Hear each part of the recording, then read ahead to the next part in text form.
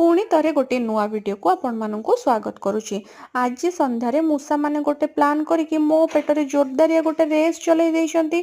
तो सेई रेस बंद करने को मु भाबिबारु जाइकी फ्रिज खोली बसी पड़िली। फ्रिज खोलिकी देखिला बेलकु ये कौन ये कखारु फूल गुड़ाक ही थुआई से जल्दी आउ टेस्टी वाला कौन खाଇବା बनी पारिबो भाबिला बेलकु आम समस्तंकर ऑल टाइम फेवरेट कखारु फूलर पिठा कथा मन पड़िला। हेले पिठा तो बनैया पई केते कौन करिया को पड़िबो। हो चलतु अरुआ चाउल आ ता सहित पियाज अदा रसुण को नहीं गली, ता सहित सुखिला लंका भी नहीं गली और जीरा भी नहीं गली। सबू को पूरा ग्राइंडिंग करके रेडी करदेली गोटे पेस्ट। ता देहरे लुण आउ अल्प किछि बेसन पकेदेली। बेसन पकेदेले बहुत ही बढ़िया हुए खाइबा पाइका। तो तावारे टिके तेल देदेली आउ रेडी करदेली गरमा गरम कखारु फूलर पिठा।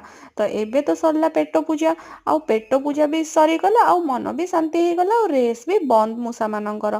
तो एबे आपण समस्तଙ୍କ ପାଇଁ गोटे सुंदर कहानीटे। गोटे थर जड़े अंध व्यक्ति श्रीमंदिर को जगन्नाथ को दर्शन करने को आसते आउ जड़े भद्र व्यक्ति तांको देखि प्रश्न पचारे आपण श्रीमंदिर को कहीं आसछंती।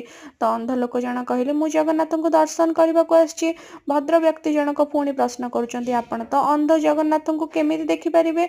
तो सीए पुणी उत्तर देले हस हस मुहरे मु सिना अंध देखि पारिबेनी हेले जगन्नाथ तो मते देखि पारिबे ना।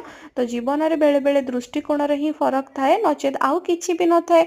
तो वीडियो जदि भल लागुतबा लाइक कमेंट शेयर सब्सक्राइब करने को भूलिबेनी।